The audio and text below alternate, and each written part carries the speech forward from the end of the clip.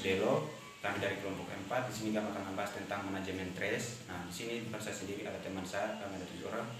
Agni Astiana Todo, Antonius Bolu, Erliana Susanti Dapaloka, Maria Julian Mente, Jaidul Buhung, Ina Ernawati, dan Maria Tresia Inapula. Nah, di sini saya sebagai moderator. Sebentar teman-teman saya akan membahas dari slide pertama dan slide terakhir. Begitu saya mempersilakan teman saya yang membaca slide kedua. Sebagai pemateri pertama akan membacakan hasil diskusi kami yang berkaitan tentang manajemen stres. Stres merupakan fenomena psikofisis yang manusiawi, artinya stres itu bersifat melekat pada diri manusia dalam menjalankan kehidupan sehari-hari. Stres dialami setiap orang dengan tidak mengenal jenis kelamin, usia, kedudukan, jabatan ataupun status sosial ekonomi. Stres itu biasa dialami oleh bayi, anak-anak, remaja atau dewasa, pejabat atau warga masyarakat biasa, karyawan serta pria maupun wanita. Stres dapat memberikan pengaruh positif maupun negatif terhadap individu. Pengaruh positif dari stres adalah mendorong individu untuk melakukan sesuatu, membangkitkan kesadaran, dan menghasilkan pengalaman baru. Pengaruh negatifnya adalah menimbulkan perasaan-perasaan tidak percaya diri dan penolakan, marah atau depresi yang kemudian memicu munculnya penyakit seperti sakit kepala, sakit perut, insomnia, tekanan darah, dan stroke. Baik, di sini saya akan melanjutkan bentuk-bentuk stres. Yang terakhir yaitu hiperstres. Hiperstres merupakan keadaan stres terus-menerus yang mengakibatkan dampak negatif terhadap hubungan kesehatan dan kinerja. Hiperstres menyebabkan kelelahan, sakit lambung, serangan jantung, dan gangguan psikologis. Perkenalkan, nama saya Antonius Bolu. Di sini saya sebagai pembawa materi. Saya akan membacakan stres pada masa bayi. Situasi stres yang umumnya dialami oleh bayi merupakan pengaruh lingkungan yang tidak ramah.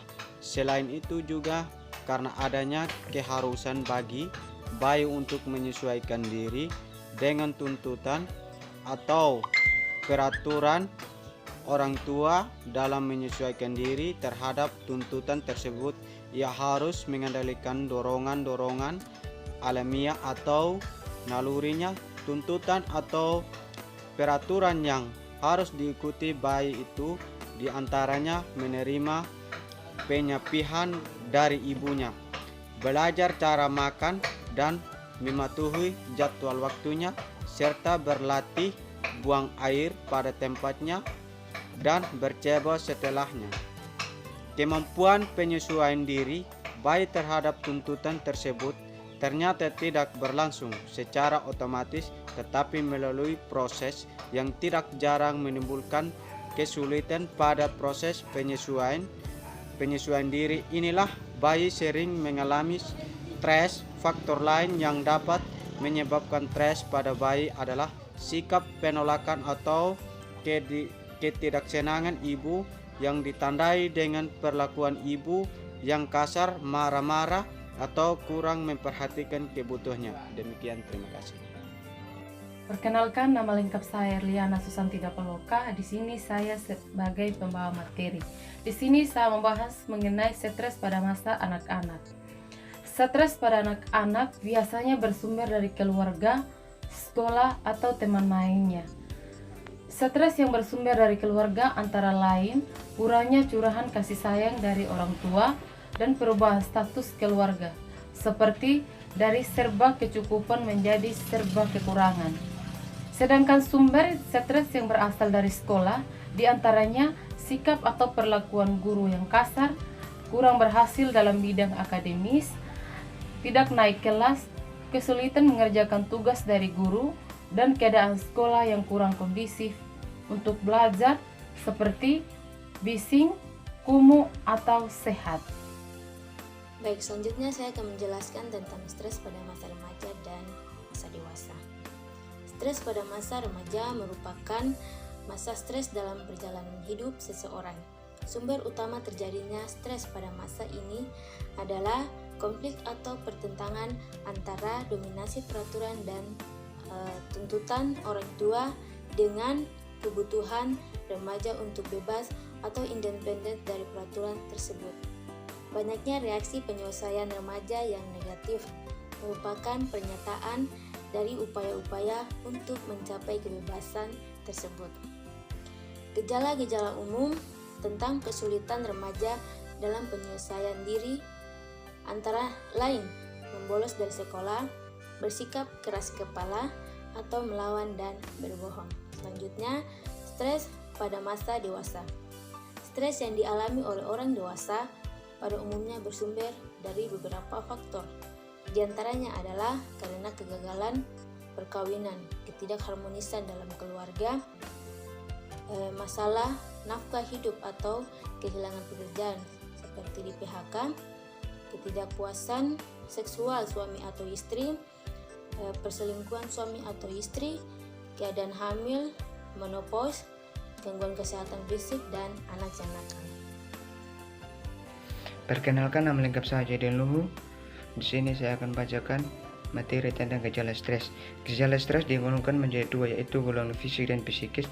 Gejala fisik diantaranya ditandai dengan sakit kepala, sakit lambung, mah, hipertensi, darah tinggi, sakit jantung, atau sakit berdebar-debar. Insomnia, sulit tidur, mudah lelah, keluar keringat dingin, kurang selera makan, dan sering buang air kecil. Sedangkan gejala psikis dari stres meliputi rasa gelisah atau cemas, kurang dapat berkonsentrasi dalam belajar atau bekerja, sikap adaptasi, masa bodoh, sikap pesimis, hilang rasa humor, bungkam, seribu bahasa, malas belajar, atau bekerja sering melamun dan sering marah-marah, atau bersikap agresif baik secara verbal seperti kata-kata kasar dan menghina maupun nonverbal seperti menampar, menendang, membanting pintu, dan memecahkan barang-barang. Di sini saya akan melanjutkan faktor penyebab stres. Faktor penyebab stres itu dibagi menjadi 3, yaitu stresor fisik biologis, stresor psikologis, dan stresor sosial, di mana stresor fisik biologis itu adalah faktor penyebabnya penyakit yang sulit disembuhkan, cacat fisik atau salah satu anggota tubuh kurang berfungsi, wajah tidak cantik atau ganteng, postur tubuh yang tidak dipersepsi atau tidak ideal. Nah, stresor psikologis ditandai dengan negative thinking atau berburuk sangka, frustasi karena gagal dalam memperoleh sesuatu yang diinginkan, iri hati atau konflik pribadi, dan keinginan di luar kemampuan. Stresor sosial meliputi 3 hal, yaitu yang pertama, iklim kehidupan keluarga seperti hubungan keluarga yang tidak harmonis. Yang kedua, penceraian seperti suami atau istri selingkuh.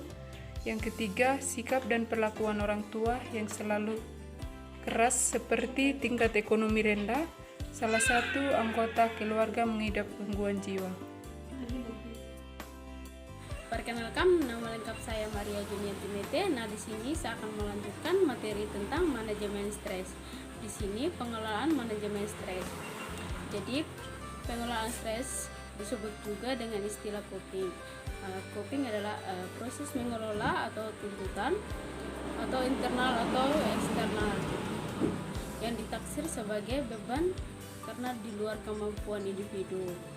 Coping terdiri atas upaya yang mengelola seperti menuntaskan, tabah, mengurangi atau menimbulkan tuntutan internal dan eksternal serta konflik di antaranya. Baik, itu saja yang bisa kami sampaikan. Terima kasih. Baik, terima kasih. Itu dari presentasi dari kami kelompok 4 tentang manajemen stres. Jika ada kurang lebihnya kami minta maaf. Selamat. Terima kasih.